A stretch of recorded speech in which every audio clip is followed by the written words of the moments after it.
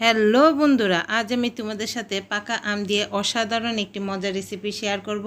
দেখতেই পাচ্ছ লোকটা জাস্ট অসম, কথায় বলে আগে দর্শনদারি তারপরে গুণ বিচারি।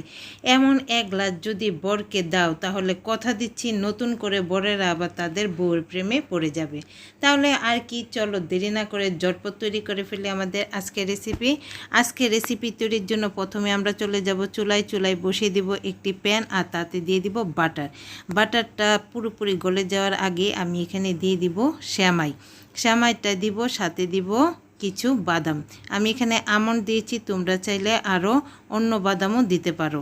আচ্ছা, তো এবার এগুলো আমি খুব ভালো করে নেড়ে চেড়ে লাল লাল করে ভেজে নেব। দেখতে পাচ্ছ আমি অনবরত নেড়ে চেড়ে শ্যামাইটাকে লাল লাল করে ভেজে নিয়েছি। এবার এখানে আমি দিয়ে দিব আগে থেকে জাল করা দুধ।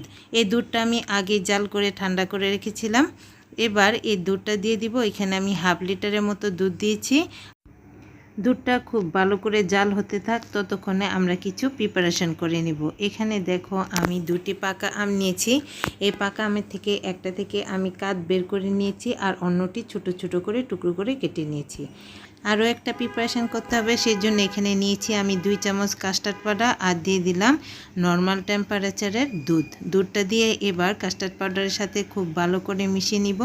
এটা একটা সাইডে রেখে দেব, আর চলে যাব আবারও চুলায়। দেখতে পাচ্ছ খুব ভালো করে দুধে জাল উঠে গেছে, শ্যামাইটাও ভালো করে সিদ্ধ হয়ে গেছে। এবার এখানে আমি দিয়ে দিব 1/3 কাপ চিনি। তোমরা চাইলে কিন্তু এখানে কনডেন্স মিল্কটাও দিতে পারো। এবার সবগুলো খুব ভালো করে মিশিয়ে নিব, আর তারপর এখানে দিয়ে দিব আগে থেকে মিশিয়ে রাখা কাস্টার্ড পাউডার। এই কাস্টার্ড পাউডারটা দেওয়ার আগে আবারও ভালো করে নেড়েচেড়ে নিতে হবে, কারণ কাস্টার্ড পাউডারটা নিচের দিকে বসে থাকতে পারে।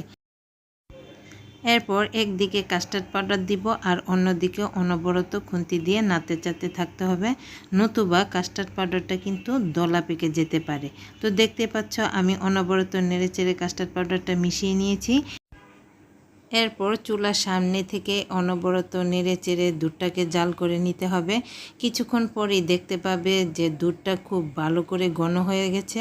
দেখতে পাচ্ছ আমার দুধটা খুব ঘন হয়ে গেছে। এবার এটা আমরা চুলা থেকে নামিয়ে রাখবো এবং একটি বাটিতে ঢেলে রাখবো। তারপর স্প্যাচুলারের সাহায্যে অনবরত নেড়েচেড়ে দুধটাকে ঠান্ডা করে নিতে হবে। কিছুক্ষণ পর নেড়ে চেড়ে কাস্টার্ড শ্যামাটাকে ঠান্ডা করে নিতে হবে। দুধটাতে যেন সর বসে না যায় সেদিকে খেয়াল রাখতে হবে। তো ফিরে আছি কাস্টার্ড শ্যামাইটা ঠান্ডা করে নিয়ে। দেখো আমার শ্যামাইটা ঠান্ডা হয়ে গেছে। এবার এখানে আমি কিছু ফল কেটে নিয়েছি। ফলগুলো দেওয়ার আগে আমি আমের পাল্পটা দিয়ে দিব এবং খুব ভালো করে নেড়ে চেড়ে কাস্টার্ড শ্যামাইয়ের সাথে মিশিয়ে নিব। কাস্টার্ড শ্যামাইয়ের সাথে আমের পাল্পটা ভালো করে মিশানো হয়ে গেলে তারপর এখানে আমরা অ্যাড করে দিব আগে থেকে কেটে রাখা বিভিন্ন ধরনের ফল। এখানে যে যার খুশি মতো বিভিন্ন ধরনের ফল অ্যাড করতে পারো। আমি আজকে কাস্টার্ড শ্যামাইটার সাথে অ্যাড করব পাকা কলা, তারপর অ্যাড করব আপেল, আর দিয়ে দিব কিছু পাকা আম কুচি দিয়ে এবার সবগুলো খুব ভালো করে একসাথে মিশিয়ে নিব। সবগুলো উপাদান খুব ভালো করে মিশানো হলেই তৈরি হয়ে যাবে আমাদের আজকের রেসিপি। এবার কাস্টার্ড শ্যামাইটা আমি 2টি গ্লাসে সার্ভ করে দিচ্ছি।